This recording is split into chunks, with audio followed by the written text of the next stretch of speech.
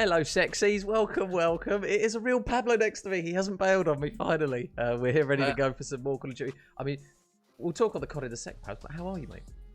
Mate, I am just dazed and confused most of the time now. It's just the off season shouldn't be allowed. There shouldn't be one. It should just be a permanent season of Call of Duty right the way through, because I just don't know what to do. And when you come back, I felt it yourself. You were saying about the lack of muscle memory when it comes to actually coordinating the setup and stuff. It's the same thing for the words as well. And look, I've got like dodgy beard hanging out. Everything's just a mess. But no, we're good to go. It's been really interesting off season so far. And we've still got so much Call of Duty being played in a kind of semi-official way.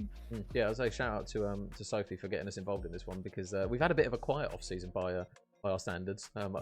We were kind of thinking, oh, we hope we haven't been forgotten. But shout out to the obviously the girls all over at Sakura. They've done a grand job during off season. Obviously, you've still got XP League as well, and then obviously here we are in Absolute League, which we haven't done anything for. We'll hold our hands up and say, but we've got at least one team that we know a lot about. Shout out the Noctem girls. We love Noctem full through. And Sophie, Wee Natty, Pink Viper, and Belters. Obviously a team before that we know quite a bit about. But on the other side, we've got GS Ultras, who blank canvas ready for us, isn't it? Yeah, absolutely. I mean, I just can't say enough good things about Noctem, their organisation, and Noctem Jack's just a legend, and it's just always great to catch up with him. But in Sophie, we may have someone that I've known even longer. I've owned teams with Sophie, like full orgs between Team Ricochet. She'd probably do better to remind me. So I've got a long history of working in this arena with Sophie, and she's been such a stalwart of the scene and done absolutely tons. She's everyone knows her so well. But yeah, it's going to be nice to catch up. Last time we got to cast over Belters, I think she may have been the MVP of that game as well. So no, don't mention MVP. Well. Don't mention MVP. Obviously, Sophie played really well in that series, and she's not let me live it down that we didn't give her MVP. And I said, I'll let Pablo choose, and you pick Belters, and Sophie has grilled me ever since, being like, well, you didn't give me MVP now. So this is the problem. I can't pick Sophie because it just looks like favoritism. It looks like it's like I'm getting backhanders or something. So no, it's you got to earn that MVP. But a lot to obviously to find out about the GS Ultras. And mate, have we got 5 quick maps, like absolutely out the blocks with a 6-star hard point, and I'm so glad that they haven't decided to include some. I went on to ranked for the first time in a long time today, and I think I left within 2 maps. I was gone within 2 maps. Paris, I was like, why am I here? So it's really nice to see, you know, a nice continuity of things that are maps that are actually playable. But yeah, I'm looking forward to this, but I hope you've got your horse racing commentary down. Yeah, I mean, luckily we had the warm up yesterday with the game, where obviously you weren't able to hop in. But yeah, there's 5 very, very fast paced maps. 6-star hardpoint, Rio Search, high rise control, and then we're back on a Rio hardpoint after a little bit of a slowdown, I guess you could say. With it's an original Big Mac. But yeah, it's literally the high rise Big Mac. So yeah, we've got a lot of pace running through this. I think we are now loading into map number 1, but obviously in traditional fashion, I won't press the go button just in case, because there's a lot of times when it does go very tits up. But regardless, Pabs, obviously we're straight in the deep end here at losers finals, so obviously there's only 3 teams left. And I think from what I understand, or I don't know whether it was Sophie just being modest, but I believe that the Noctem girls might be the underdogs in this one. So we've got a good team in GS Ultras to kind of see how they pan out in this one, because Noctem Strix, they are not a roster to be scoffed at. These girls are definitely getting better and better every single time we seem to cast them. Yeah, absolutely. And again, it's just another group of all females that are just slowly but surely finding a way in that kind of, like, I don't know, sub 64 challenges arena. And there's definitely, I think we could pick 4 female players that would definitely start to make waves at that level, no problem. So it's only a matter of time before we start to see a group of girls that can do what Kelsey Rooney used to do. And it looks like it's a solid start for the girls. Mate, I think you've been played by Sophie. I think Sophie's I think she's definitely written off her chances with a sly lie. Yeah, I was going to say, Natty and Pink Viper already combining for a 5 streak, and at the moment GS Ultras are struggling just for the little bit of time that they've been able to accumulate. Only a couple of seconds. Sophie, they're rotating over to the new hill, but she's going to get cut down by Robbo. So already going to just play a little bit of a thorn in the side out the back of P2. But Natty's already here, soaking up the time, looking to try and chal out to the front of the hill. So currently nobody on the time in the early stage of the hill here for Noctem, but they are just playing the priority towards the back spawns. One kill comes through from Belters and the second from Pink Viper, but currently no one on the hill. They finally do get on it, and it looks as though Noctem will have a little bit of time on this one. Yeah, nice plays really coming out of Natty, because Lelos and Retro were looking to kind of scrape around the back. They had a little bit of a trade effectively happening, but just nice plays. Jockeyed for position, Natty gets the kills, and that largely allows Noctem Strix to be able to hold on to a solid chunk of time right now. Ultra's not even able to get over the 10-second mark. We're only looking at a handful of seconds between each player. So as we get into P3, opportunity potentially here for the Ultras to try and get a bit more time, but you can see already in number 7, Lelos has got to hold. He does manage to get a pick, but he's going to face down that long route towards number 4 in Belters, and she's right there waiting for that. Major, it's looking very, very dubious right now for the boys of GS Ultras. Yeah, already trailing by around 20 points as the next hill pops. So Natty in mid's going to pick up 1 free pick. There's going to be 2 players though coming down water step side. She's going to read onto Retro as well. Nice work there from Natty, and now the contest finally comes through. You can see Pink Viper just holding the angle. She goes down. Sophie's going to look to fly for the trade. Sophie grabs 1, not able to grab the second, but at least it will be a bit of time on the scorecard here for GS Ultras, because if this lead started to get pushed out even further, they would start to worry a little bit, but they've still got 30 seconds worth of time to try and hold on to. Yeah, nice plays just to jump around the back and try and get those picks. As you see trades go back and forth, it's going to be Natty who comes out on top towards this kind of sub P3 area, and she's gonna have to try and make her way through. Still 20 seconds is solid time to try and get hold of. Robbo's finally going to get dealt with, so the scrap time goes. That's going to be an almost a third of the hill. So, and now another opportunity to get themselves 20 seconds clear. But again, we're going to see this battle towards P4 and this fight over towards kind of this back statue area, mate. I have completely forgotten the call-outs. They've gone. They've gone. Yeah, so we'll see. 5-star? Oh, mate, you've just rubbed it onto me now. 6-star, obviously, only has 4 hills to it now, so makes it a little bit easier. Counted the numbers, yeah. Nice shots there again from Natty, who's had a hell of a start alongside Pink Viper. 12 and 5 from her, and that's 3 dead. So they are just starting to claw back a little bit of time here, RGS Ultras, but now they're going to have to try and force another break here. Looking to the front of the hill, number 1 Pink Viper again going on a little bit of a pinch from down low. Should be 2 to the taking, and she's able to carve through both of them. But it is still going to be Josh that's the last man standing here, so he's going to pick up 1 pick before he finally goes down. So a little bit of a contest is going to start to ensue here, because you've got Belters just lurking towards the front side of the hill. GS Ultras doing a much better job here. And one thing they do need to do, though, Pabs, is try and slow down Pink Viper and Natty at the moment, because they are having a map. Yeah, it just looks like Ultras though are just starting to read the game a little bit better. So although I do feel like the kill feed's going Noctem's way, right now the points are going the way of Ultras. So a little bit of a reset required as we head into this second rotation for Noctem. I mean, it just occurred to me as well, one of the interesting things about being in that Sakura Discord is just seeing how similar the kinds of conversations you have when you're in kind of a more male-dominated Discord. The passion's always there. The amount of practice that these girls do is the same, if not more, and the same kind of things. So, you know, people talking about getting a chance and putting the time in and making sure that they're at scrims. So it's no surprise to see a 105 to 82 from these 4 girls who are dominating right now, and they're just going to own this middle P1. It's going to require some of them Lelos to try and get the 2 pieces. Going to get drop shotted though, and it's going to be Sophie right there rolling back the years. And yet they're going to need to deal with Viper right now. 19 and 11. She's absolutely dominating. It's been a stellar performance so far, and not one that anyone from Ultras can replicate.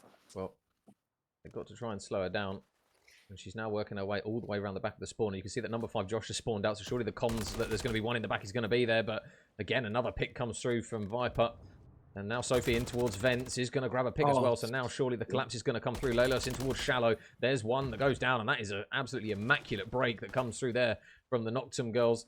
I think Viper just waiting for Josh. Oh, the timing's absolutely horrendous for her there, as she just literally looks away the second he charges around the corner, and the nade will take Belters down. So GS Ultras do a good job of breaking back in towards the hill. Nice couple of kills coming through from Robbo, and they're going to need a lot more of that from these lads if they are going to try and claw back this lead, which is just only sitting at around 35 points. So although they are being outslain by a few individuals, perhaps it's not exactly doom and gloom, although a big contest is going to come through here for this scrap time.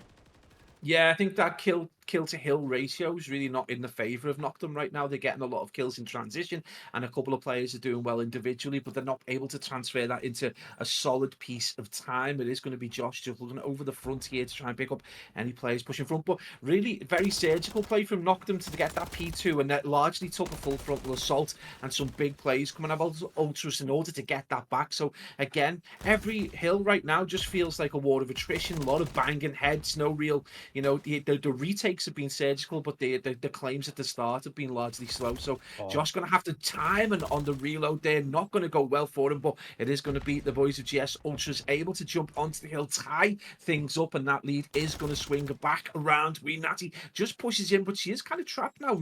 Just got to be careful that pinch from the front doesn't catch her out. Yeah, it was a big kill actually from Sophie, because they were just one-off streaks as well. See, the crew's not exactly the most influential on 6-star, but regardless, you don't want the other team to get any sort of momentum. But now, we are going to see GS Ultras take the lead here in this hard point. So the strong start that's come through from Noctem, Strix, Rising has completely evaporated. So they're going to have to look over towards this statue who again. So Sophie's going to be the first one to potentially have an engagement here, but Robbo's just working down low. He's just going to jump up, and you would assume that he gets a free pick here on at least one. Oh, never mind. The team shots absolutely eviscerate him as he goes down in that one. So they've got a big stack on towards the hill. The shot's a little bit wayward from Leilos, but he's able to grab one. So it is still going to be red players on the hill. A couple of kills potentially on the cards here for Chantel if she can get a few more down. You've still got 2 players just contesting. They're not exactly using their numbers as the most efficiently, as it is a 4 versus 2 on towards the hill, and Retro's done a really good job of staying alive, and now the pinch is coming through, and potentially a little bit of hesitation might cost them. Never mind. I'll shut up. They've just cleared out 3. Yeah, just one thing the Ultras don't have is that combination of Belters and Pink Viper. I mean, obviously, we Natty 20 and 19, but as KDs go, it's going to be the girls of Belters and Pink Viper. And Viper just untradeable at times, just an incredible performance. 25 and 18, solid 37 seconds as well. And largely that coming from that contest from the previous hill. So, you know, not able to control the hill as such. They were able to make sure the Ultras didn't add any time to that. So another big fight going to go down as major talk about speed as we hit the 3rd rotation of this 6-star, and Noctem Strix with a slender kind of disadvantage right now as the Ultras just have 2 people on the hill and slowly but surely looking to try and keep into this game. This is going to go back and forth, Major. I think this is going to go down to the final whistle. And Leilos is on a streak here at the moment, so the timing, is it going to crucify him again? He's on a 5. No, he gets the 6th. Oh, he gets the 7th as well with the weak player that was Sophie, I think, in that occasion. He does eventually go down on the streak, but the damage is already done. A 30-point lead now for GS Ultras, who have really come into their own in towards the latter portion of this map. But now Noctem Strix back on the time. The nades are coming through. No trophies are going to stop them, at least for now. Natty's just going to do her best to try and keep her head down as there's going to be a few players around her. There comes one. Sophie, can she get the trade? One for Soph. Can she? Oh! Gets the second as well. Somehow won that one. I thought she was dead to rights being one shot, but she's able to win it, and it will be the P2 rotation kills that are now going to ensue. Robbo, big kill in the back. Is the trade going to come through quickly enough? He's just able to play his life. Yeah, I think just getting out to the hill as well was going to help him, but he does get picked up. A few players from GS Ultras going to try and storm the front. It was successful for them and previously, but the surgical skills of the girls in pink here just able to win them out. It is going to be Leilos looking to get control of the back hill, not able to do it as we see Sophie manages to drop shot. Sophie Louise having a splendid game. She's managed to pick up, she was an appalling KD prior. She's 17 and 27 now. She has got a solid amount of hill time in 102, but yeah, really nice performance. But those kills were so vital to not let the lead slip away as it was doing. And now it's going to be turn of Strix to try and take this from the front and hold it. We got number 6 in Robbo, just going to try and push through. He's able to do it, Major. That is a solid 15 seconds of scrap time that they're going to be able to get while they Strix try and get set up for this P3, and there is going to be red skulls galore. But can number 8 Major in Retro cause a surprise? Yeah, big rotational kills here. Retro plays his life well over towards steps, and he gets one pick. He's still got Sophie behind bar, though, who's just waiting and is soaking up the time, so they're going to have to try and fly into action here. Number 5 here, and Josh is just hunting down Belters, who does manage to slip away with her life there.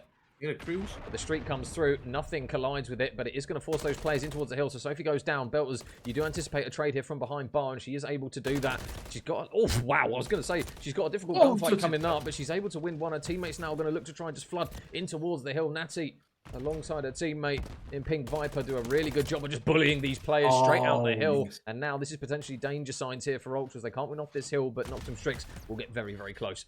Yeah, they're going to be very much on the precipice of victory right there. And this is going to be really difficult for Ultras, who are going to need to get every bit of challenge into this. But they're going to need to hold this very tricky P4. Now, in previous rotations, it's been heavily contested. There hasn't really been one winner coming out on top. So this is a big opportunity for them to lay the smackdown to Strix. But they are going to have to get their trades in. That's big, as Lelos and Robbo manage to control that midsection. But number 4 is trying to make her way round. Belters is taken down Major. This is exactly what GS Ultras needed at the end of this third rotation. Yeah, Lelos can't stay alive in towards you, so now the both Natty and Sophie are going to try and push their way through, but nothing comes of it. But I think that was a spawn from Belters. I think she just spawned over towards the other side. So they got split spawns, and now she flies in towards the hill. But big kill there from Josh, and now a pinch come from you again comes through, this time from Layla. So a little bit of messing about on the hill is going to cause a little bit of a split spawn. But now we can now see those players spawning on their respective sides. But only 4 seconds for Noctem Strix to take this map. Retro gets a pick. It's getting messy in the hill. Josh goes down as Pink Viper looks to try and mop up what remains. They're doing a really good job of contesting, but Viper flies into action.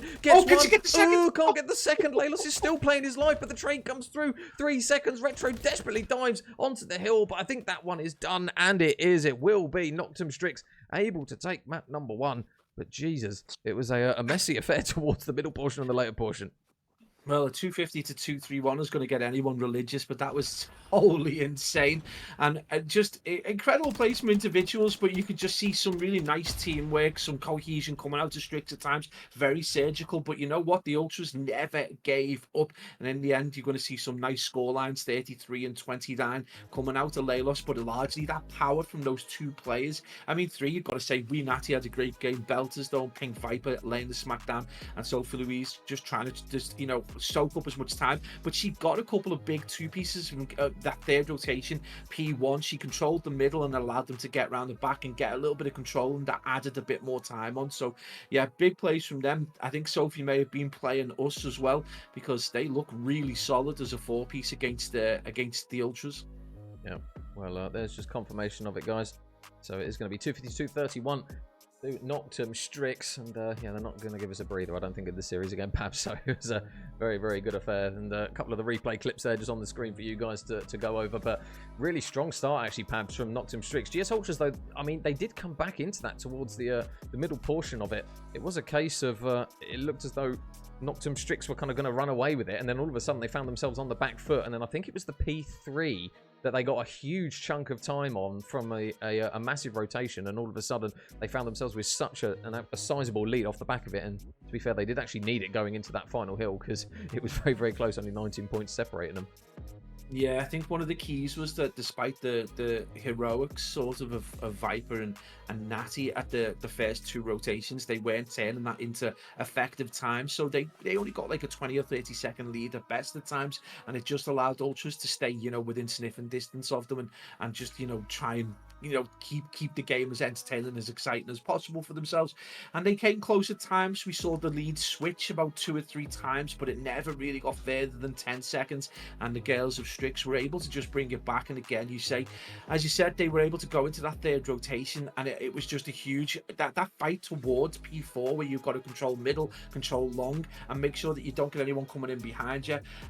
It's so tricky, but Strix did a great job, and again, largely down to Vipers with some big 2 pieces. So yeah, Strix looking really solid, but maybe we go into an S&D, and the game can be turned on its head in an instant. Yeah, and well, I would say it's a relatively fast S&D, but it's not. We've got Rio Search, so it can be one where it falls a little bit back and forth. We obviously have some quick starts. I still believe that the smoke is not active in Rio Search and Destroy, because obviously we had a phase where it was used literally all the time over towards that site in towards, I think it's A, which is the external site, but I don't think they run smokes now in Rio Search and Destroy. So it has slowed down the pace quite a bit, but you still anticipate that kind of the SMGs are going to be looking to try and control middle map. It seems as though, especially off the rip, in the opening rounds when you don't have trophies, that those nades can be the all-important round winners. Is this become a feature now where every year we just kind of heartily accept the fact that some stuff just doesn't work? It's like, good old COD. You know, we've been through so many of these little glitches and stuff, and it's just a shame. Again, this has been a year without a sniper, and it's just been, you know, we've seen some players that we know so well in the past that have been great with them, people like Super and stuff from Spain, and we just haven't been able to see it this year. And S&D is a great showcase for good snipers, and when you've got kind of like two really long roads to think about. You know, you've got like kind of catwalk side where you've got great sights for a sniper, and then on the left hand side you've obviously got kind of bananas all the way across, all the way down to back garage, and it's just a shame that we don't see that. And obviously now with smokes, it's going to cause us to have that pace slowed down. This is where normally if you're going into a slow paced S&D, the snipers will come to the fore and largely allow you to get that one man advantage, get a quick pick or something spectacular, and then be able to move on. And it's not going to be the case. So yeah, it was just going to have to see if there's going to be some incredible plays coming out of these MCWs. But yeah, a Rio S&D, at least we haven't got the Rio hardpoint just yet. Yeah, we get a little bit of a tease in map 2, and then obviously the control in map 3. But I mean, if map 1's anything to go with, Pabs, it wouldn't surprise me if we see map 4 and potentially map 5 between these guys, because again, we are seeing kind of flashes in the pan from both respective teams where they go on a big streak. Obviously, it's the first time we've seen this GS Ultras team, but they do seem very consistent across the board. It was a case of each player was putting up numbers, getting hill time. It wasn't a case of, though, you had like the odd outlier, which we tend to see in a few teams. Kind of as you drop down kind of competitive Call of Duty, you can tend to see these teams that we don't necessarily know a lot of, where they have those outstanding players that you think, right, okay, these guys might actually be able to push up the ranks. A couple of these players might be able to work their way up. But on the flip side of this one, GS Ultras, they just seemed very consistent across the board in what they were contributing to the team. So maybe it's just a case of, if one of these players can pop off, then it might be a different story in some of these respawns. Yeah, especially in S&D, where you can get, you know, you've got one great player that can drop 11 kills. It can change the game and change the motivation of a team as well going into a control. So there is the potential, but at the same time, we just know the likes of Viper and the likes of Belters are going to want to dominate this kind of map, and S&D as well. And their trades are just, they were flawless almost in the previous game. They were there for each other. You know, there was no pause. You know, as soon as someone was taking fire, they were straight into that person's face, looking to avoid that player, their player dying. So it was like it was a pre-trade almost. But yeah, this is going to be some information though. Josh is going to realize the push is on, and straight away suppressive fire. But that's going to be a first blood going away of Robbo as Weenati sees round 2. This is going to be bomb planted, Major. That is pressure applied. Yeah, and they are turtling up a little bit here. You can see that number 8, Retro, is just going to be working his way all the way around the back. So now Viper watching the flank. This kill is going to be the all-important one. There's actually going to be another player in Lelos, sorry, just helping him out. But there you go. Pink Viper coiled up in the corner, able to get one. Can't get the second, though. And all of a sudden, Belters finds herself in a 1 versus 2. Only 20 seconds left on the clock, and they've surely got an inkling that she's going to be over towards back garage. You can see that Robbo is going to poke his head round the side of the door, gets the pick, and it will be a really good retake, actually, from GS Ultras in round 1. Yeah, absolutely. I mean, Viper probably a little bit undercautious when she got that pick. She should have expected potential trade to be around the corner, and I just think she probably may have been better placed to be cautious. But I'm not playing. I know what I would have done. I'd have jumped out way earlier and been decimated. So nice plays, nice aggression, I guess, from Noctem Strix. And this is the thing: are they testing the team to see how they work under pressure? But at the end of the day, the boys in red just, you know, they passed with flying colours. Application entered and job complete. But yeah, great plays from Ultras. And 3-0, we talked about that one player, Major, who potentially might get, you know, the kind of 11-12 kills in a game that carries your team through, and Robbo already on 3. Yeah, so a big round there from Robbo, cooking up the Semtexes as there it is, Retro with the first nade pick. Oh, wow, that is a very quick set of engagements, and unfortunately for Noctem Strix, they don't with a single one of them. Now he's going to try and slip away, and all of a sudden, it's bomb down, one player up alive on your team. Oh, well, there's a door that, surely there's a free pick for Belters, and it is, so nice work there.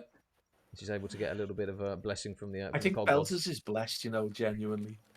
Just like the god timing just comes through, but then sometimes it could be absolutely criminal for you. So she's still got to go through 3 players, and you would anticipate that she's probably going to cross over here where Lelos is just laying prone. Yeah, I think this is going to be an opportunity for Lelos. He's going to see a quick enough Belton's puts him into the blender. I told you she was blessed. She's more than blessed. She's capable, and she's absolutely owned that corner there. 14 seconds on the clock, though, in a 1v2. Can she continue and do what Robbo did in the previous round? She's checking the corner. She's not seen it, but it's too late. And again, nice plays from Ultras, despite the heroics of Noctem Strix. They are going to go 2-0 up and look like a very effective search and destroy side. Yeah, really nice work from Robbo again. And I think it was maybe just the one kill for him, because he's not died yet. So the last thing you're going to want to do in the early stages of the round is grant a potential streak going into round number 3. So we'll just double check to see how many kills he has got. He's on a 5 streak at the moment, so shout out Activision, because the leaderboard doesn't work in some of the game modes and some of the maps. But yeah, 5 in a row now for Robbo. So we'll stay on board with him to see if he can get that all-important 6th kill. Nades out. Looks as though Sophie on the receiving end of potentially one of them. The stun goes over. Robbo gets a little bit of information here, but now it's just a case of just trying to hunt down this 6th kill and just try and get the pick. Yeah, this is going to be a little bit more caution as this setup, but they are going to look to get some pieces, and it's not going to be a complete kill, and that's going to cost both Robbo, Lilo, and the boy of Retro is going to go away. It's going to be just left alive, and that's going to be a fast and very precise Noctem Strix. I mean, the courage to just run out and just take the bullets, not get killed, and get the kills is just insane plays. But you know, we saw it in the first round. These girls do not hide whatsoever. No. You know, they make that decision. We're going out aggressive. Let's go. I think this suits Viper and Belter's style completely, and I guess we Natty as well in many ways, because she was, you know, quite aggressive in the hard point. But it certainly suits Viper and Belter's right now. So bring a round back. It's exactly what they needed to do. But is that going to be an effective strategy, Major, over the next like 3 or 4 rounds? Yeah, I think this is kind of where the mind games come into it, with how teams adjust to what other teams do in terms of, is it just consistent aggression? Do they switch it up? Because we see it a lot of times where teams will be very, very electric at the start of the rounds, and then all of a sudden they slow it right down. Natty should get a free trade onto Leilos here. So one pick comes through and the double chow. Oh, I'll tell you what, if you want textbook Call of Duty on how to double chow something, that is it. Belters, though, is at least able to grab one pick onto Josh. There might be another one for her here. Whoa! And absolutely fries Retro up close and personal, leaving Robbo the last man up.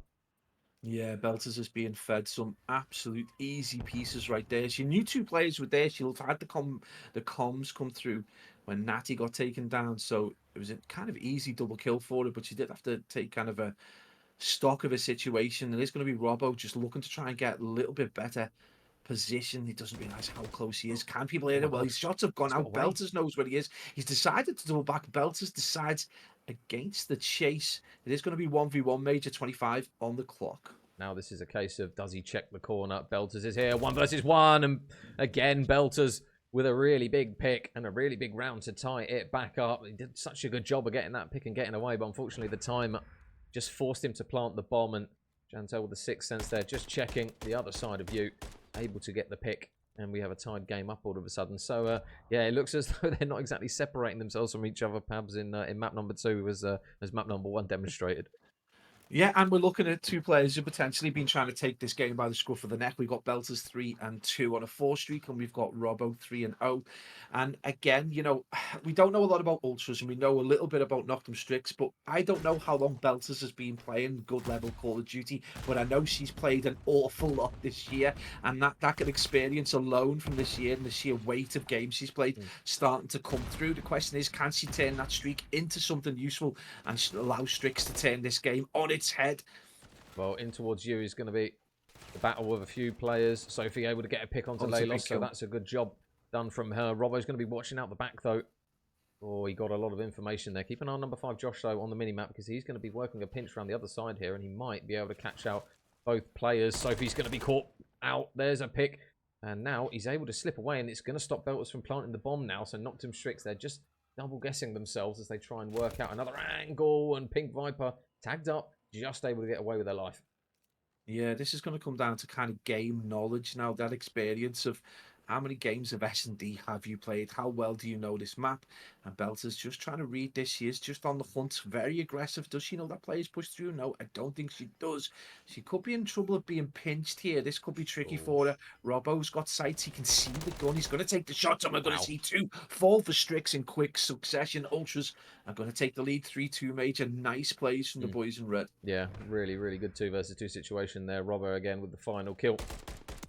onto Pink Viper, and unfortunately there for Belters, she was just caught planting the bomb. So a difficult situation there, where I suppose that's the kind of the stuck between the rock and a hard place, Pabs, isn't it? You've got to plant the bomb, but at the same time, while doing it, you leave your teammate in a bit of an awkward situation where they've got to try and keep you alive against 2 players, which sometimes it does pay off, and you do get the good timing. But I suppose the longer you leave it to plant the bomb, the more you're inviting that other 2 players to kind of come and check the bomb and really take at least one of you down. I think one of the problems is with this B bomb site is if you've got so many angles where people can see you planting, but if you are able to get it down, then you equally got so many places that you can hide. And there Sophie decides to go on a bit of a tear. She's just going to peek out and just get those picks. It is going to be Robbo, though, who manages to tag that player up in Pink Viper. That's a big kill. It is going to be the handgun out, and Belters is going to see Josh off into the next round. Robbo with a free kill, going to fire back with the handgun as well. So Arity right there. There's going to be a 2v1 though. Robbo with a big job to do, but if you are an Ultra fan out there, this is the ideal person, 8-2, and himself on a 4 streak. So some kind of Indiana Jones moment there where they're exchanging golden skulls with each other, and Robbo's going to get another pick. That's going to put him on a 5 streak. Pressure is going to need to be applied though, and Natty is going to need to get this pick. Otherwise, Noctem Strix are not only going to be on the back foot, Major, they might be facing down the battle of a cruise in the next round. Well, Robbo's not pushing this yet. Is he going to check over the top? Oh my god, he's gone straight past her. Oh my god. Oh, she's not seen it. She's obviously heard it. What is going on? Oh my god, the timing is criminal. I've never seen a round like any recently. But my god, they just kind of jumped over each other, ran past, and then unfortunately she just turned around at the worst time, and Robbo just happened to get over towards the bomb site. Now he had no idea, and unfortunately just got shot in the back. No, it's like there's a Japanese game show where they like blindfold one person. They've got like a water pistol, and then everyone else has to just hide in the room and like move around as quietly as possible. That was literally like they were both blindfolded and didn't know where anyone was. In the end, it is going to be Ultras go 2 up, and is that going to put Robbo on the cruise as well? So this puts Ultras Major in the driving seat. It's going to potentially see them tie that series up, and you're going to get to do that lovely bit of commentary that we get on a Rio Hardpoint. Well, we won't count them out just yet. That does sound like the cruise is out. That is the cruise. Boom. Oh my god, he got a triple! Oh no! No, did he? Well, Are you sure that wasn't a quadruple? No, I'm pretty sure it was a triple. I think one of the other lads got the pick. But my god, I was literally going to try and paint a slightly positive light there for the Noctem girls. And then Robbo has just landed a triple with a cruise missile, which I honestly can't remember the last time I've seen a triple in a search and destroy on this map. But that is, yeah, an absolutely brutal slamming to just get them ever closer to tying this series up. I thought for a second we might see a bit of a regain, but off the back of that, I'm thinking probably not. No, I mean, if you just run into garage and you just get absolutely decimated by a cruise, because that is the first time I think I've seen them in this iteration of Call of Duty, then I'm like, my pad's down and I'm going to make some toast until the next game. Oh, the nade is in the back pocket of Belters as well. Things are just falling apart for Noctem Strix. Well, next kill's big. Oh, and Robbo gets it. It's all falling apart at the moment, and unfortunately, Strix are getting absolutely stripped. They are getting destroyed at the moment. It must be said, they are struggling for picks, and now Pink Viper, as good as she's been for them so far, has got the pretty much damn near impossible job. Get on the tram and go to another town. Yeah, I think it's time to take the tram to map 3, because 20 seconds hasn't seen a peep from absolutely anyone. GS Ultras aren't messing about. They're going to give her absolutely nothing to bite on, and I think she is just resigned to the fact that this one isn't going to happen. So it will be GS Ultras that are going to tie up the series, 1 map apiece, mate, and we are guaranteed that Rio hardpoint. Yeah, this is, I mean, we wanted a map 4, let's be perfectly honest. We haven't cast in so long, we can't stop crying about the fact that we might have to cast 4 maps. It's really good to see. And Ultras, mate, we wanted to see them come back from that map 1. We wanted to see a map 4, but it was nice to see them pick things up. Robbo got things off to a flying start with the 3-piece in the first round. Really, it's been a tale of Robbo's 3 pieces, because in the end, he drops that crazy cruise into garage, right into the back pocket of at least 3 of the players of Noctem Strix. Probably the standout moment of that game, but it was really all about control right the way through it, bar the occasional game where we saw the Strix girls like really go aggressive and go for gold. It was largely about control from Ultras. So, you know, tied a piece parity restored, we head to high rise to see if we can see some separation and see how they're gonna deal with this crazy exploding map. Yeah, well, there you go.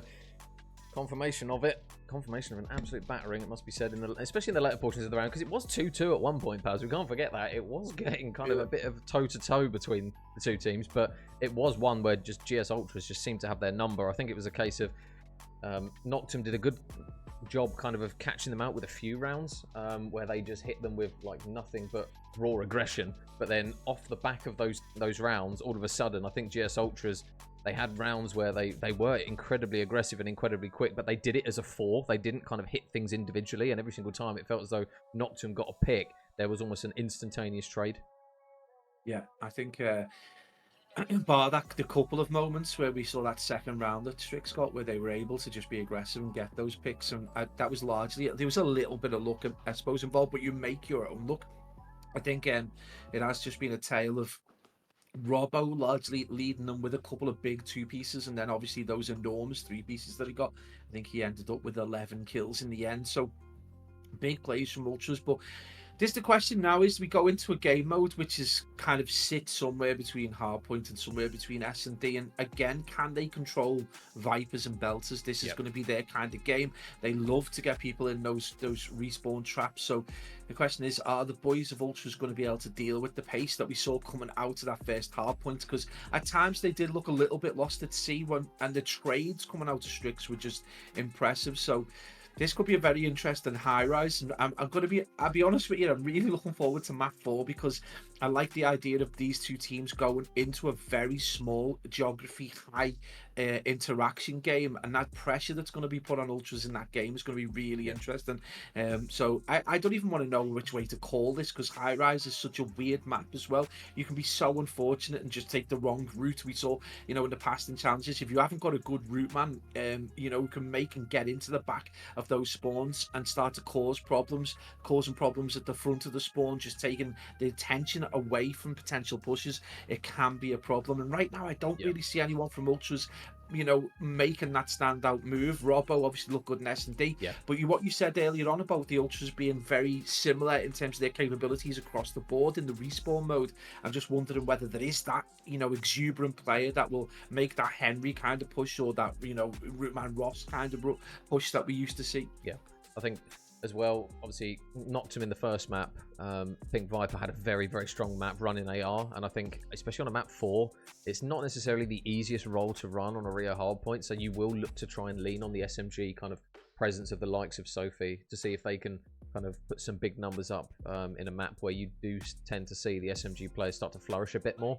But on a high rise, saying that, if you get, like I say, I think the main thing for Ultras here is to not kind of have a slow start to the round, because I just think Noctem, the likes of Belters, Pink Vibers, they look very, very comfortable slaying out with the ARs posted up. It's just a case of getting them in that position, and I think on high rise, if you can get top heli control, if you can get propane, if you can get your ARs in positions where they can just chew through spawn kills over and over again, that's when you start to see the rounds starting to get a little bit out of hand. So it's just, I think for Ultras, it will be a case of, right, how strongly do they start these rounds? Do they kind of get blown out with a 4-man dead straight off the rip and all of a sudden find themselves on the back foot? Or do they come out flying and we start to see the likes of Robbo, for example, flourishing in a respawn as well as a search and destroy?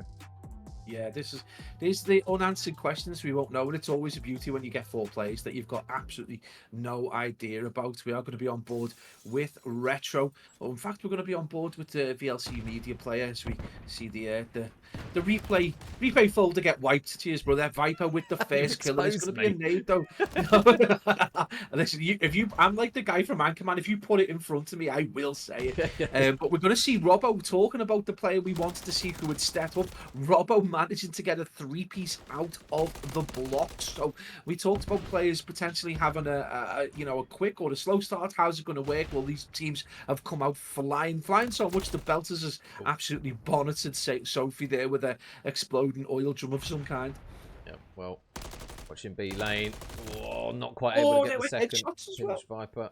There's only one pick comes through, so they've got to be careful though of number 3 here in Leilos. He's in the back now, and all of a sudden you're going to start to see the Noctem girls just start to get a little bit paranoid with the positioning of some of these players, though. But here comes Natty, able to grab one pick. Up the ladder she goes, and pistol out is going to be enough to grab the second as well, alongside the shots. I think of her teammate who actually helped her out. I think Viper may have put a couple of bullets in. We're not too sure, but all of a sudden, Pabs, it's been a very fast and explosive round. But GS Ultras have done nothing to stop the timer. Yeah, I think this has been interesting. I think the problem was that Leilos wasn't able to have any impact because none of the players had fell. And if your team gets wiped and you're just left holding, holding your bits, then it's not going to work, is it? And it's going to be finally Leilos was able to get a contribution in because a few of the players got wiped. But again, just a quick thinking plays. The jump shots, belters with this handgun just can't be stopped.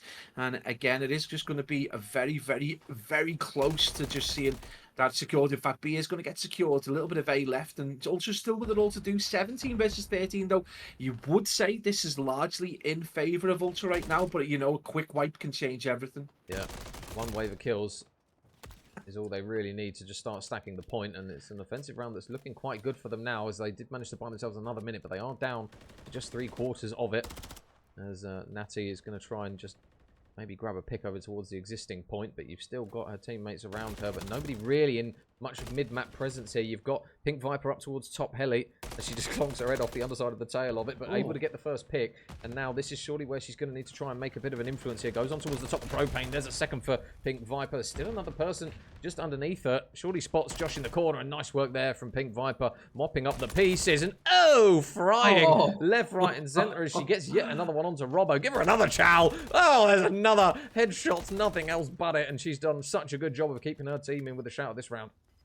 Yeah, 20 seconds. They've got to get these next picks, though. There is only 4 life difference. So Sophie with it all to do is she waits for her teammates. But number 8 there, you can see Belters causing absolute problems. And she might have the opportunity potentially to come around the back. She's not going to need to, as Vipers and Belters team up to cause absolute problems around. You've got them two cleaning you up on the hill. And you've got, Belters over towards the front, just causing absolute hell. Sophie picking up kills.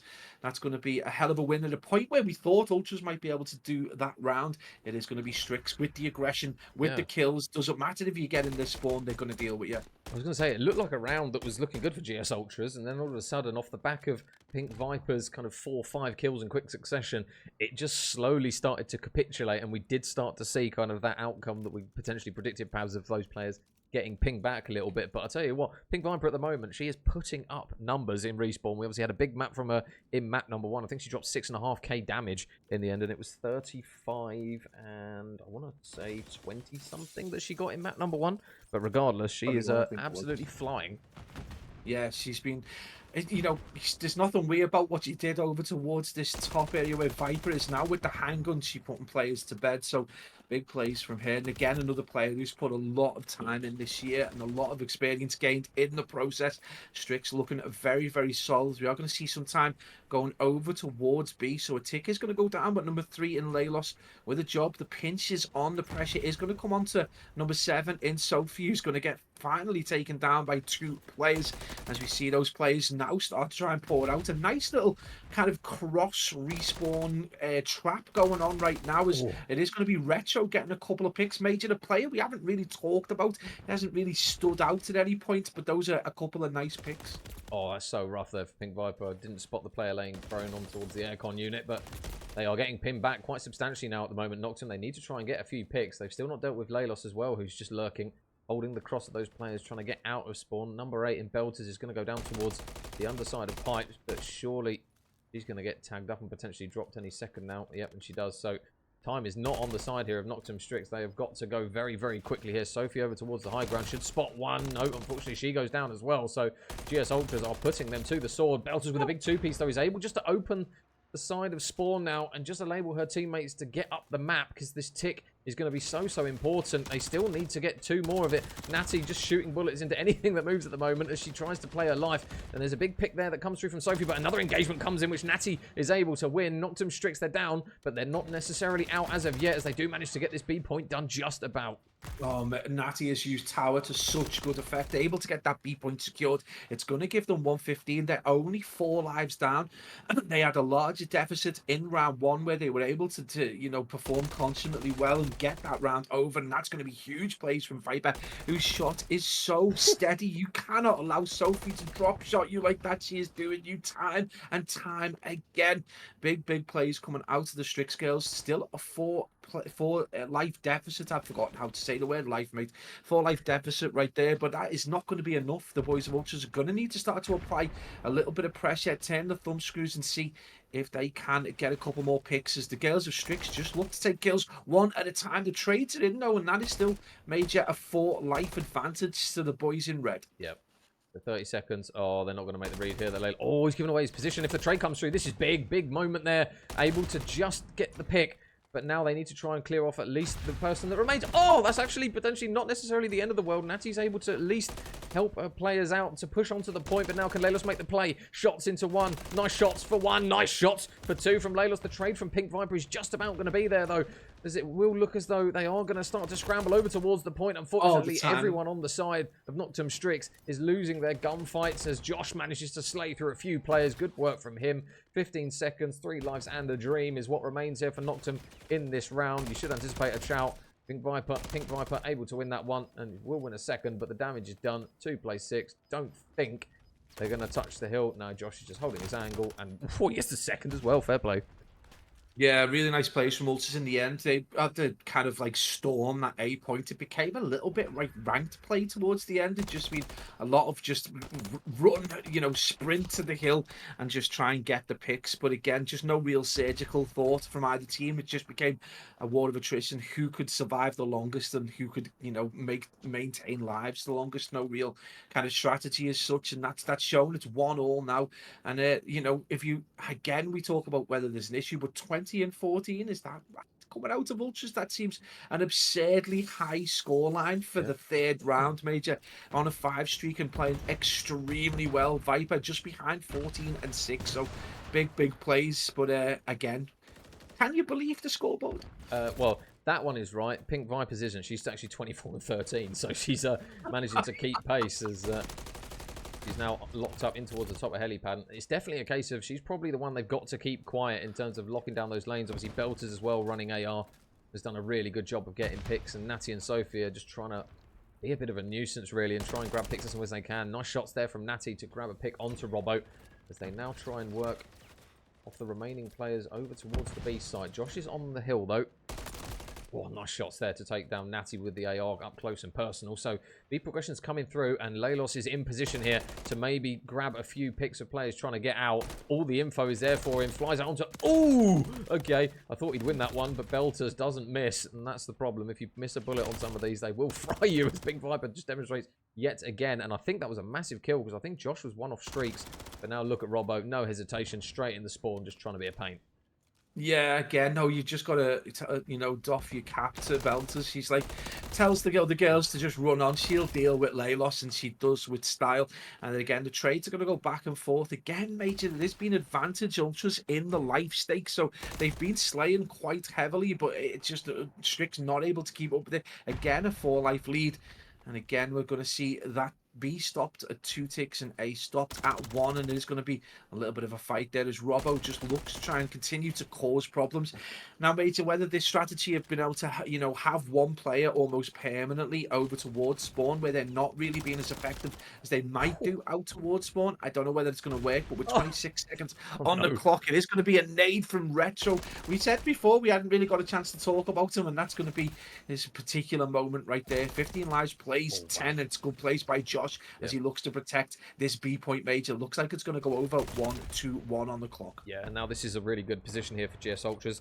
They've got the time, and they've got 5 lives in the bank to work as well. Pink Viper again up towards top heli, just looking to try and suppress any players. They've still not dealt with the players in their spawn, though, at the moment, Noctem Strix, and it's kind of been the bane of this round. They've just not been able to get either Robbo or Retro out, and Robbo is making them pay for it. Natty surely gets the trade. There's one down, and the second goes down as well, so nice work there from the girls of Noctem Strix. But now with only 7 lives remaining, GS Ultras are surely going to look to try and whittle them down one at a time. But Pink Viper still going strong, 30 and 20 out of her, doing her utmost to try and claw back this life deficit. But Retro's doing exactly the same as well on the other side. Nice shots there from Josh, who finds himself 1 shy of 30. 8 plays 4. If Belters goes down, it's 3. And unfortunately, they are getting absolutely shredded by Josh, who is just flying round every engagement, ripping heads off left, right, and centre. Last two remaining are going to be Natty and Sophie. Sophie goes down. Natty will probably have the same outcome as well. Oh my God. Take a bow, young man. Yeah, we were talking about someone who might get to grips with the game, and it looks like from Ultras it is going to be Josh who manages to start slaying out. They needed someone to start to compete with Viper and then Belters, and it's going to be Josh in this round. We thought it might be Robbo who had a flying start in that round one with a three-piece, but it is going to be Josh at this point, dragging Ultras through this hard point. It isn't over yet, though. Strix still within a hair's whisker of being able to do well in this round, but Major, they haven't been able to keep up in the slaying stakes at all across the board, and this is largely what's defined this high-rise control for them. So Noctem Strix really need to up the tempo, and we're talking about a team who are highly aggressive, but again, the real factor has been not dealing with that player in the spawn once they've made it in. So, instant trade from Sophie is going to mean that the start of the round isn't necessarily horrendous. But Noctem, nice shots there to take down Belters, and you can see that Josh is playing this so slowly because he is one off Streaks. Viper's up towards the top side of Pro Paint. Oh, that should... Oh, no. No sixth kill as of yet. This is sometimes the thing. Sometimes when you play it a little bit too patiently and just completely change up your pace. He's not able to get this all-important sixth kill. His teammates are letting them get a lot of progress over towards B. 1.5 ticks done. We will stay on board with Josh here to see if he can get that all-important kill, because that cruise missile will do them a world of good. Oh, and that is what happens when you just stare down the barrel at Belters up towards the top, who now finds herself on a streak, should go down, and she does unfortunately just get shot in the side. But all the patience there coming through from Josh is just going to mean that they've got so much progression over towards the B side. The contest is in, but surely the trades will be as well. Sophie gets one. Robbo can't get it. Sophie gets a second. Nice work there from her. The trade's surely going to come through. Only one, as now Sophie, I think she died just shy of the 6th, and she did, yeah. So really good work there from Noctem. They actually find themselves with a life advantage for, I think, the first round so far that we've seen. Yeah, I think this is the first point in the game where they've had a life advantage. So 2-1 to Ultras, but it is going to be 6 life lead. I mean, they got almost maximum time that you could ask for, 2:05, to be able to deal with this A. But it is going to be this play here on your screen, 34 and 22. They're going to have to deal with. Robbo kind of fell off, 15 and 25 as KD is in the bin at the minute. Retro finally makes his way forward over towards this preferred green angle. He likes to get down, but it is going to be Sophie and Natty starting to push that progress towards A as we get to the middle section of the second tick. And Strix might not be slaying out as heavily. They've got the 6 life advantage, but they are getting time when it matters. This is going to be huge. That's going to be a big push. She doesn't finish the kill. Viper, lack of accuracy for a change, but she manages to see that player off. The support comes in, Major, and that's going to be 2 ticks. Yeah, I think she'll be dead, though. Unfortunately, the ankle's just poking out there. So Sophie gets a really big 2-piece to allow at least Natty to touch. So she's on the hill now, and all of a sudden, Leilos finds himself in a position where he's got to try and contest potentially. That 3rd tick is now getting very, very close. He slides onto the hill with a nick of time. But now look at Belters up towards mid. Oh, that's a really big kill just to stop the pinch from coming through. And now on go the bodies, and 4-man wipe, or 4-woman wipe, should we say, as all 4 players for Noctem Strix do go down. But the lives are not looking great. They're going to look to try and pick them apart. Whoa! That was a sub, by the way, from Sophie. He just absolutely evaporated Josh. So now, unfortunately, the GS Ultras, their best player so far of the map, goes down. It's now 2 versus 9. Noctem on the point. And unfortunately, they need an absolute miracle here from Leilos, who's the last man up. You won't be surprised to hear that Sophie used to carry me quite heavily in Vanguard. So it's no surprise there. Incredible plays coming out of Strix and incredible shots out of all the players really contributing. It largely came down to the shock and awe, you could say. They blew the team and Ultras away for that first B point and maintained control. And obviously, while the team were looking to gather around Josh to get that cruise, they held off. And that just allowed Strix to get a little bit of control. The 4-man or 4-lady wipe, you would say, looked like it might have given Ultras the chance, but you just come back out. And Sophie, when she's taking your head off with an SMG like that, and you've got Viper and Belters. I mean, Belters at times looks unplayable, and she was the player that took Josh's head off for that lack of cruise. So big plays 2-all. I wouldn't want to call this either way right now, but Noctem Strix on the uprise. Oh, Josh has been spotted. That's a big opening kill from Belters. Wow, look at the progress. First tick's done. They are going to be desperately trying to leg it over towards the point. Leilos though on the pinch. How many can he get? 1 for Leilos, 2 for Leilos, 3. Oh my God, somehow Belters manages to just slither away. So round and round they will go. And that was a big moment there for Laylos. It looked as though that point was getting a little bit out of hand, but he's able to mop up. But saying that, Noctem are still winning the gunfights. They have just thrown everything at this point. Robbo, though, replies with a couple of his own. It is an absolute set of carnage over towards this A point. The second tick is surely going to be done now with the double stack. So the second tick's through. But again, they're on for the contest. They are throwing so many bodies at this, though. They've got to be careful not to milk too many lives. Belters again with another big pick. And that is finally the 4-woman wipe that they need to just slow down that A point, because it did get a little bit kick bollock scramble. Yeah, a little bit. Yeah, I think there was just a lack of comms. 2 players going for the 1 kill there just cost Strix that momentum. They have managed to keep this within 2 as well. Ultras, or Strix, I should say, as it's 19 plays, 18 lives in what has been a furious intro. But again, has that strategy cost the girls of Strix, because they've only got 2 ticks at A, which is the more difficult one to do. B is no one's got any control. We're not even up, and Retro is already into the spawn. So information will be going the way of the Ultras, and Robbo just looking to get down, and now it's going to be Retro who gets a very important kill over towards Wee Natty. So can the girls of Strix do what needs to be done in the next 30 seconds? Yeah, Belters on the B point stops the clock very importantly as well, because there's only 30 seconds left here. She's going to have another engagement though, and unfortunately she's going to be none the wiser that Josh is on the high ground, so he's going to just swoop from above. But now look at the A point again. This time they've just stacked it. This one's done. They can't even touch that. So really good coordination there from Noctem. Strix Rising. They just send everyone over towards the A point. They say, ladies, we need to get this point done. Buy ourselves another minute.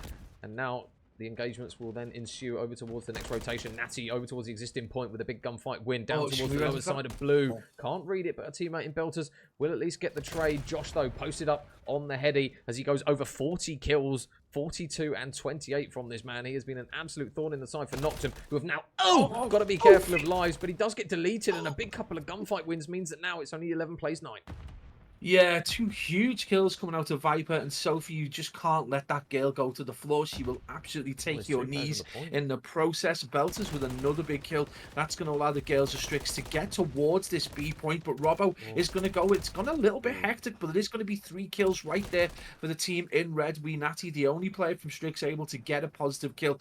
And it is going to be control resumed for the boys of GS Ultras. 48 seconds on the clock. Next push is all important, otherwise it's going to be a Rio for Noctem Strix. 2-1 down. 3 dead. You've got to stack the point, ladies. You've only got 1 set of lives left, and your 4th isn't coming back. In they go. 3 players on. Can they win the gunfights? 1 kill comes through. Belters has got to try and stay on. She's going to just dip off, though, which isn't going to be good for the progress. 4 plays 2. Can they play their lives? 1 slides in. Pink Viper unfortunately runs out of bullets, so the Renetti's going to have to make it done. 360. Oh, it's not going to be good enough. Belters is only able to get 1, and it will finally come to an end as GS Ultra squeaky bum time just about gets it done. 3-2 in the control, and now they take the lead in the series.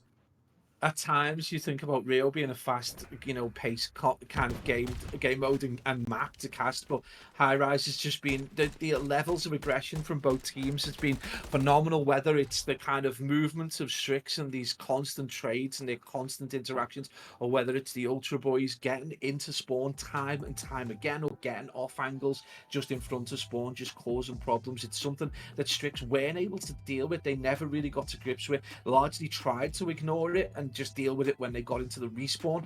And you saw they pushed over towards A the first time they'd done it in the game. They managed to get a couple of ticks over, but at the expense of so many lives that when it came time to capture and beat, there just wasn't enough ladies on the field to do the job. It is going to be 2-1 to Ultras. Surprisingly, they managed to pick things up going into a fast-paced Rio hardpoint. Is this going to play into the hands of Belters and Viper, though? Well, I'm just going to grab a screenshot of the old scoreboard as well and ping it to you, mate, because we'll have a look at some of the stats off the back of that. Obviously, the scoreboard isn't accurate from our side of things when we look at it, but standout performances. Pink Viper again, really strong from her. 43 and 32 she went in the end. And then you had, I think it was Josh, 44 and 32 he finished in the end, closely followed by Retro with 36. So those two definitely having a bit of a battle themselves as an individual set. But yeah, I mean, we saw a much better kind of respawn ability coming through from the GS Ultras guys there. Pabs, obviously map 1 was still close as well. I mean, every map apart from the search has been a bit of a banger so far, so I would anticipate that map 4 is probably going to be the same, but regardless, you got a shout out Josh in that one. He had a hell of a map. Yeah, absolutely. But I think for me, the big change for the Ultra Boys is Retro. I think for the previous two games, he was largely quiet, and his contribution obviously wasn't as much. We didn't see a lot of two pieces, I just think he didn't shine as well as. I mean, at times, obviously the team didn't shine, but there was still some scores being put up and some big kills being put up. But Retro just had an absolutely blinding game. But more than that, he took up more interesting positions. He was more of a thorn in the side. Didn't necessarily always get into spawn, but he took off angles and made it difficult, and it lent those two pieces and three pieces a little bit easier. So big plays from him. You allied that to the fact that Josh just started to go big, knowing that the likes of Robbo could potentially pop off was always good for Ultras. But yeah, just it was close in the end. 3-2, probably a deserving scoreline. I think Strix will probably be angry with themselves as to how they weren't able to hold the slaying performances they normally do in the first 2 or 3 rounds of this control. I think they're probably disappointed in that side of things, despite the heroics of Viper with a 43 kill scoreline. Going into this is much more their style. I think this is going to be interesting for them. Loads of high interaction kind of map. Again, I think they really do enjoy the cyclical nature of Hardpoint, where they it allows them to come off point 20-25 seconds, get control, get the picks. They're very quick. One of the things I've noticed is that they're really great in them one-on-one gunfights, the duels almost.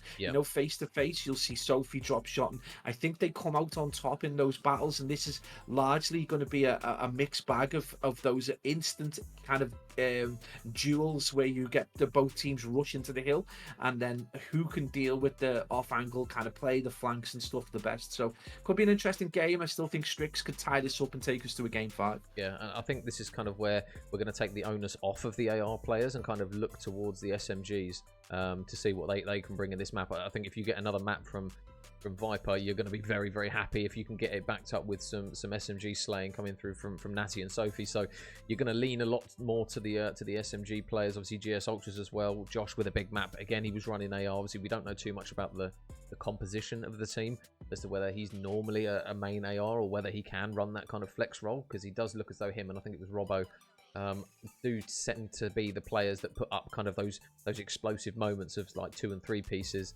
But then again, we've seen kind of Lelos as well have moments where he's got some big kills as well. So across the board, again, it's just a position where we're looking at both teams now and going, well, you could make an argument for either or going into map 4, which is, as far as we're concerned, isn't a problem for us. We're happy. That's the place we want to be in, really, isn't it? As much as we talk about the players we know and the players we don't know, we want to see game 5. At the end of the day, we want to see the best level and the most entertaining Call of Duty. And if occasionally that means we see a 3-piece with a cruise, which you don't see very often, then so be it. You don't usually get that on a Sunday night in Stockport. So yeah, I'm just hoping it's going to be a good game. I'd like to see Strix get this so that we do see the game 5. I've got a feeling they will come out fired up.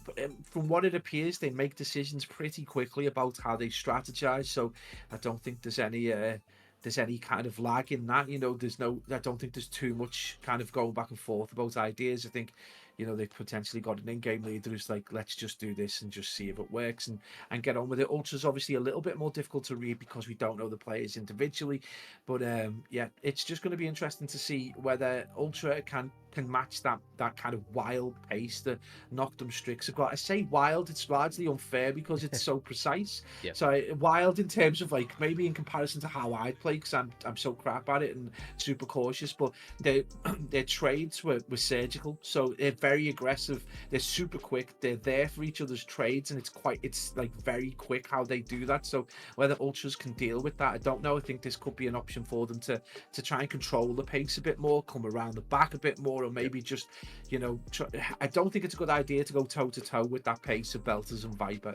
Yeah, and I think one thing as well that kind of pays dividends for teams, like we normally mention it at the start of the year, of kind of saying when teams stay together. Obviously this Noctem Strix roster have been like a core group for quite a few months now, if memory serves me well. So they are going to kind of be in a position, especially late meta, where they kind of know pretty much what everyone's going to do without even having to say much. So they kind of know their break-offs, they know who's going to be kind of hitting what routes, who's going to be doing, especially off like break-offs in some of the respawns as well. So you would anticipate that their early game in the respawn is going to be very, very meticulous and very coordinated in how they do things.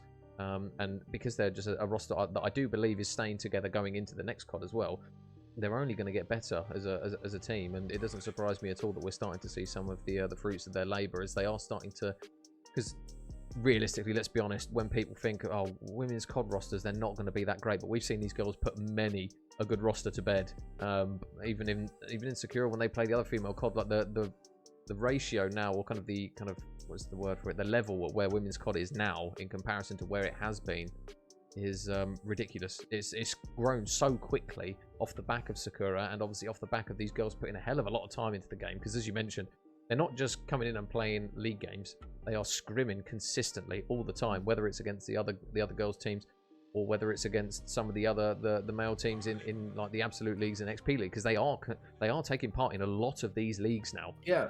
I tell you right now, if you're 4 lads and you're thinking you're going to be stepping into, you know, top 64 or whatever challenges next year, your place is getting taken, right? Because if you think that the girls in Sakura are having different conversations to you in your Discord, and whatever league you're in, at whatever level you are, they're not having different conversations. It's the same conversation. Yeah. They're like, you know, people putting girls putting their hands up and saying, I'll be in your team, I'll put the hours in, I'll put the practice in, I'm willing to work. It's the same things that we've seen in Discords of every level of Call of Duty. It's exactly the same.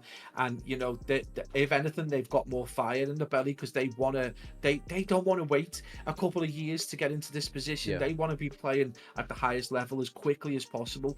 And for me, you know, we've obviously looked a long time towards Kelsey Rooney, who's, you know, Kels was, you know, the sole female player at that level for a long time. And I don't think some of the girls in the Sakura League are not far off. There's a few of them that are there. Yeah, do you know what I mean? I was going to say I mean, we talk about kind of Noctem. Obviously, this Noctem Strix roster is the second female roster that they've got. Arguably, the best female roster that we've got in Sakura at the moment is the Noctem Violets with Magano, Lana, and then you've got Amelia Rose, and I think it's Ashley is the fourth. Well, I think Amelia Rose is probably... She's the other name that's pretty much in the world. She's basically the name alongside Kels that you would kind of staple as the long-term female COD player that's basically stuck through it for a lot of iterations. I think Backup 6 is going to throw the cat among the pigeons. Yeah. And I honestly think these girls are going to be in challenges and putting some names that we are used to talking about into retirement. I think we're just going to see a swathe of male retirements next year as the ladies come forward. And I think I'm made up in a way that it's just not. It's taken time to happen, but you know, once Sakura got set up, it just showed you how many women were interested in playing at this level competitively, and it's just done like that. There was we didn't need to wait. We haven't needed to kind of like, it's just happened. You know, they're straight in. We want to do this properly and as competitively as possible, and I don't think they want to wait. I think you're going to see, you know, the same conversations that we've seen on the timeline about PPs and trying to get, not PPs literally, but you know, pro points, and like trying to get the points under the belt so that you can compete in the pub cups and the weekend cups, so that they can get the experience against the best players in Europe. And that's going to happen this season. I'm guaranteeing that Black Ops 6 will be the breakout season for a lot of female players. Yeah, and we are seeing there is still quite a big crossover actually of female players, obviously on some of the tournaments that the guys run with, like co-ed tournaments where it is male and female sign up, you do kind of get that crossover of teams of both. But we are seeing it as well in off season. I've noticed that Gabby's been playing with the likes of Busy, Jackson, so she's playing alongside some very, very good players who are only going to teach her certain things and help her pick up certain stuff. And say the ramp of improvement for female COD has done that. It's just gone whoomp so quickly for where it was a few years ago. I remember back in Black Ops Cold War, really the only female player that I can remember that was in and around this area was Murky, and she was kind of playing in those amateur leagues. Oh, quick one, Danny with the 300 biddies. Thank you very much, Danny. Sorry, we're mid-waffle podcast at the moment because they're resetting the internet. Thank you, Danny. My duo. But there's like Murky's a main kind of staple for where COD was in terms of numbers, because it was literally just Mel from what I remember. There wasn't many others with her, but now I think Sophie will have been playing, but she's been back and forth in terms of like she would dip in for a bit, play for a bit, then she'll go run an org, then she'd, you know, go and do something else, then she'd come back and be part of another org and play for a bit. And we've seen obviously sporadic, you know, bursts of you know, female gamers, COD players that we've played with and that we've seen playing with other people. But I think obviously the mindset was that there might be a gradual move towards it, but the fact that it's just let's go. They're just straight in, and there's no like this a conversation I had with Angel Lady like months ago at Insomnia, and like the level of just in-depth knowledge that the girls know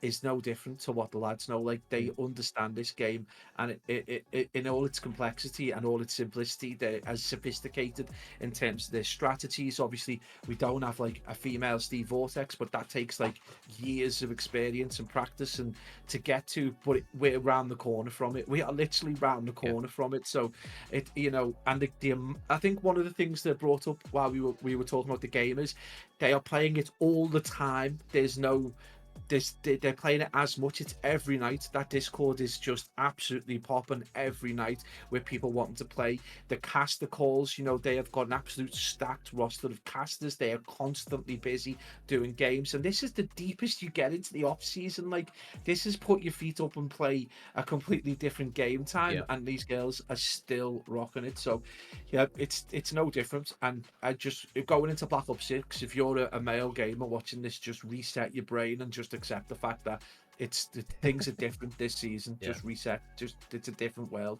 Yeah, I am interested to see kind of how many placements we see in some of these 2Ks from some of these awful. I want to see who retires. Kick out all the remainders and bring in the likes of the Violets in. That'd be so good. If we do get let's say a top 64, top 32 for Violets, it's going to be amazing to see. And obviously the support as well. To shout out to Jack as well. Obviously the owner of Noctem, how much support he's shown to the girls throughout his entire time. So we're absolutely littered with female COD talent at the moment. So yeah, it's only going to get better for us really. And I say I will shout out Soph because she has restarted her internet. Thank you very much, guys, by the way, for being so patient waiting for us going into map number 4. We are finally loading into the Rio hardpoint. So we've slowed right down and done basically like a big waffle podcast, Pabs, and we're going straight into a Rio hardpoint. We said we were going to start right on top of the game so we could avoid it. But, you know, when the opportunity comes, we haven't cast in such a long time. So it is a nice opportunity to get a load of opinions out of your system, I suppose. And no matter how off base or on base they are. But yeah, it's just nice to be back casting some Call of Duty. I just want to get into the season, hit the ground running. Let's get some work done because there's so much to do. And the Sakura League is right front and center in our priorities for next season. Yeah, so we are underway, and GS Ultras, as mentioned, did take that map number 3 very closely, 3-2 in that affair, and it will now be onto the hard point on Rio to see how these guys and gals get on board with this one. As interestingly enough, it will be a bit of a opening strong start coming through from the Noctem girls, but already, I mean, just typical Rio fashion, Pabs. It's just a messy P1. Yeah, it's just always going to be the way with these like small geography maps where you just get like a ton of interactions, and largely comes down to that one player who can potentially get a 2-piece. It is going to be a little bit of time going the way of GS Ultras, but it is going to be messy, and it's all going to be about this P2. And number 2 in Robbo is already trying to get control of that lane over towards the left-hand side. He does get a kill over towards Crates, and it's going to be heading over towards Van. If you just keep your eye on number 2 there, don't think he's going to realise how many arrows are going to come behind him. Well, P2 is now popped. Ultras with a little bit of a lead, so it's going to be the onus on Noctem to try and claw back a little bit of a lead here. You've got number 3 Leilos in the back, so he's going to be blocking those spawns as a few players are going to try and pinch now. So just playing his life in the back, but there's a big 2-piece actually that comes from Belters, which is just going to stop any sort of momentum. Natty Lane Prone gets a good gunfight win. There's was that shooting a trophy or was that a body? I think it was a trophy, but it looked like an absolutely rogue set of body shots there. I don't think it was intended to be that sense, but it will now be Noctem Strix on the P2, and everyone full front and centre here for GS Ultras as they try and bully their way in through the front. Leilos gets a big gunfight win. His teammate in Robbo's going to do a good bit of work, and that is a very clean set of kills. Pink Viper just waiting, though, before she pounces. One pick comes, but even only she is able to grab one. Yeah, all things square at the 4:31 mark. I don't even know why I brought up the time there, but 33 played, 33 Ultras. Going to take a small lead as we see a little bit of indecision coming out of the Vipers. Number 3 there, and Leilos is just going to try and get himself set up for the best position for this P3 hold, and Robbo just going to get that crossfire down. So nice plays coming out of Ultras, Major, looking like they've got a solid set of strategies in this Rio hardpoint, something they look very comfortable with. Natty's just going to expose herself over towards middle and get picked up, and that's going to be a beautiful jump shot there as Leilos puts Belters in the blender. This is where Ultra wanted to be. It's going to be Viper trying to come in, but the trade Major is going to come out, and that is almost double the lead as we head into the midsection of P3. Yeah, and Robbo finds himself on a 4 streak as well, so he's going to be hunting down that all-important 5th and 6th for a potential cruise missile. Belters is going all the way around the back. Oh, nice shots there from Robbo to grab the 5th. Now still waiting for that all-important next kill. Keep an eye on Belters, though. She's still out the back. Got to be careful not to just pinch too late. Nice work. There you go. The patience there from Chantel. Absolutely pinpoint perfect. Although it doesn't seem like a huge kill, Pabs, it means there's no cruise missile, and it will at least stop a little bit of momentum that GS Ultras are just starting to ramp up to now.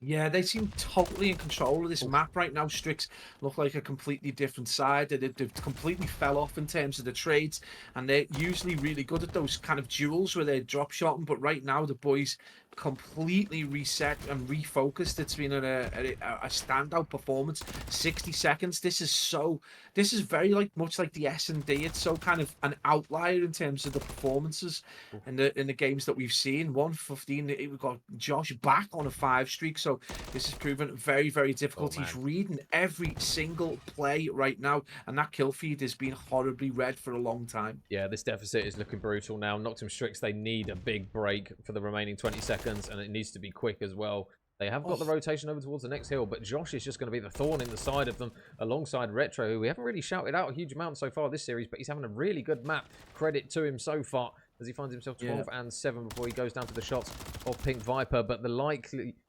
of Noctem Strix formulating a comeback here is going to really pivot off the back of this hill now over towards the new hill. It will now pop, but the patience of Josh is just absolutely perfect. There's one for Josh, can't get the second though. Belters digs her heels in.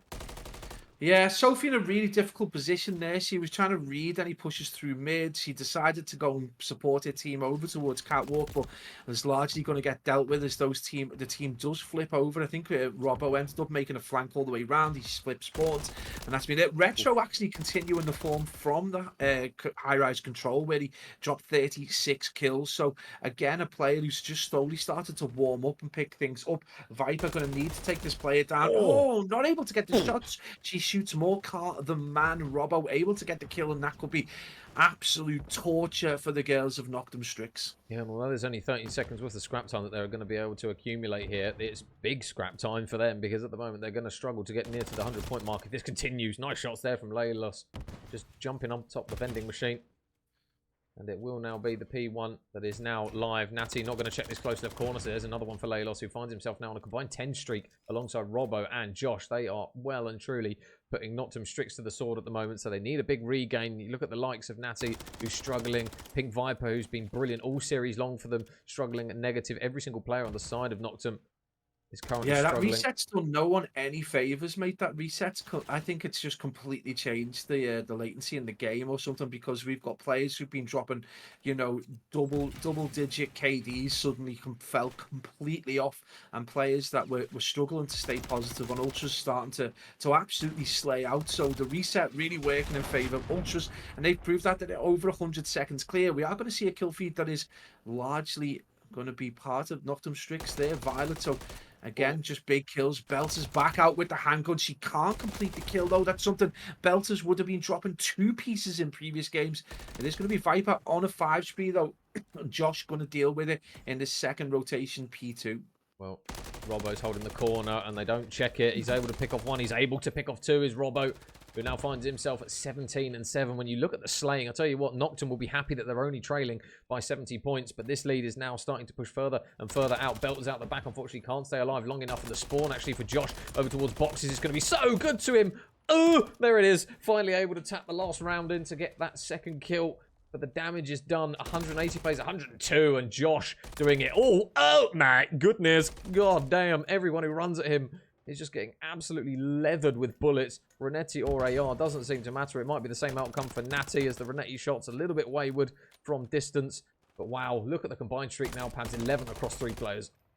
Yeah, that's been a performance and a half. And I suppose if you're going to wait until the fourth map to bring out your star performance, then that's the best way to do it. Save yourself the game 5, 196 to 113, and the girls of Noctem Strix just looking a little bit lost at sea at the minute. Nothing they do seems to Oh work. They're man. not winning those individual gunfights, and Robbo and the boys just putting Oh them my to the god. sword right now. No comeback, and it's at 200 to 116 when you're getting outslayed this heavily from your previous performance where you were doing so well. It must be very, very disheartening. We natty 8 and 21 right now, absolutely on the struggle bus, and this has been a horrific Rio hardpoint. No carnival here for Noctem Strix.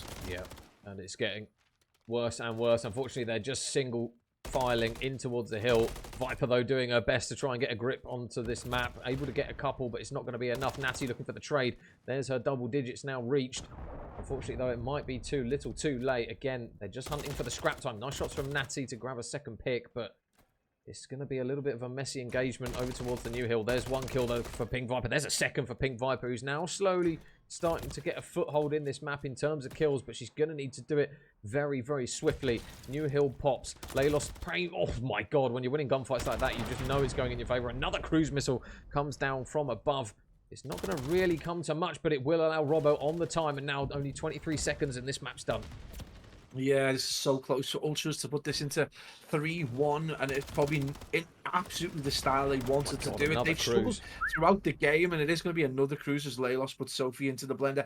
They've looked really, struggle bus material for so many games, apart from the S&D. They were under the cosh. They looked a little bit off the pace, but it is cruise after cruise. They're dropping them on each other. Retro puts a cruise into Robbo's back pocket, and 100-second lead, and the boys of GS Ultras just playing with their food now, largely as Strix just trying to get back onto this. They can't get their kicks at all.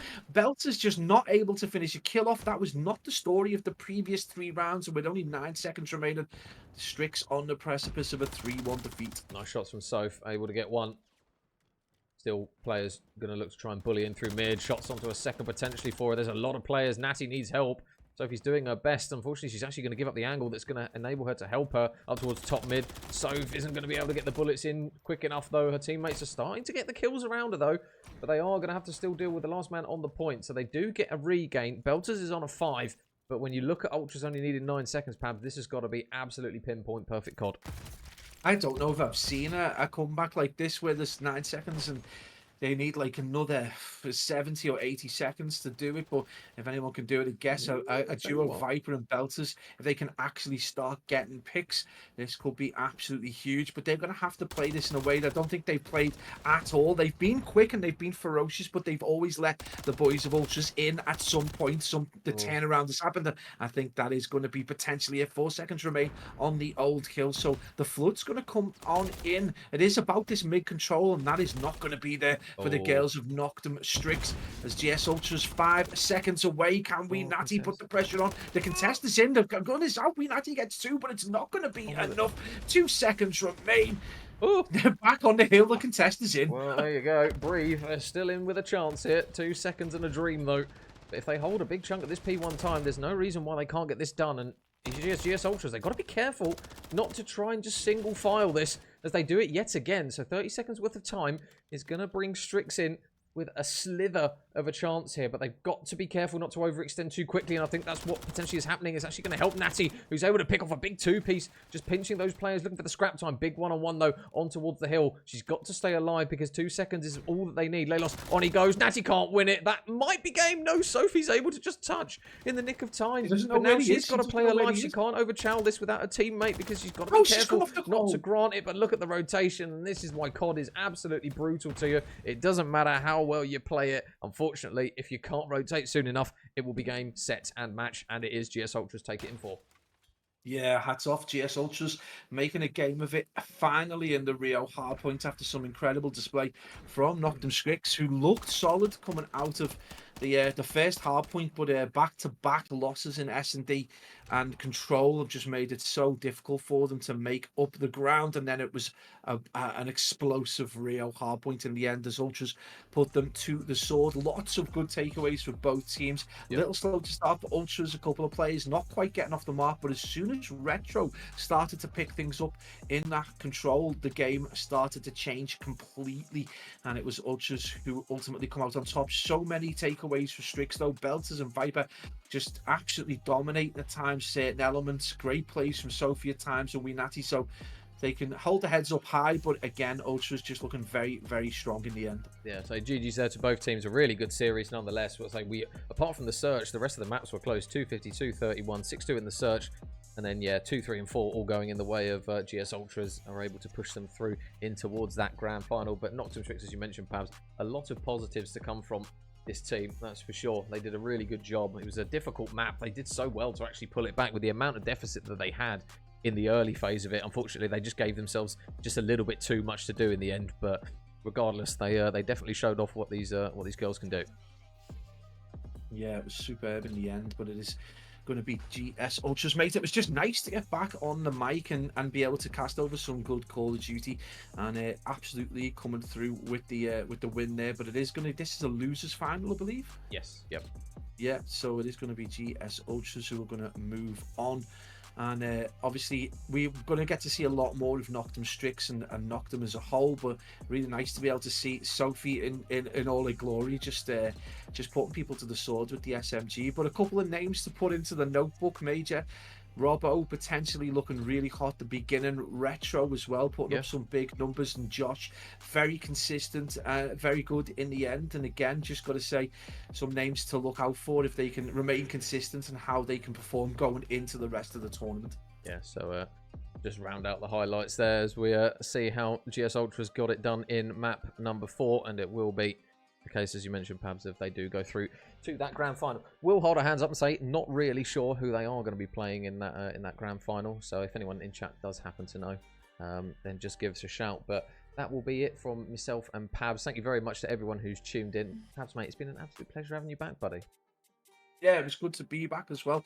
It has been a difficult off season, and we just don't get the kind of time that we would like to. And I'm like Toad of Toad Hall. No one will remember who that is, but I have like 7 billion hobbies that I have to try and juggle at the same time. So sometimes they just get on top. But it's we promised to bring a season of just top quality Call of Duty, and Black Ops 6 we're looking to get it again as involved as we can do in every level of Call of Duty. So if anyone watching does want us to cast over their games, just give us a shout and we'll do what we can. But it was just nice to be back. It's nice to be doing proper Call of Duty again as well. You know, I'm not saying challenges isn't proper Call of Duty, but the grassroots stuff is really where you get to see some of the most interesting, plays, and you get to see players come through who potentially can go on to do big things. And that's something that we're hoping the likes of Viper and the likes of Belters can potentially start to do, given the time and the opportunity. Yeah, well, thank you very much to everyone in the chat. We are going to hop a raid on to Chief Lid, who's doing the Sakura Grand Finals, I believe, for the female COD scene again. They're everywhere, mate. Off season, they don't sleep. So yeah, we'll raid Mr. Chief Lid, show him some love. Another great caster for the amateur scene. And yeah, that will be it from myself and Pablo. So thank you very much to everyone who's tuned by, and hopefully we'll catch you sooner rather than later for some more Call of Duty. Thanks again, guys. Hope you have a good evening and a good week.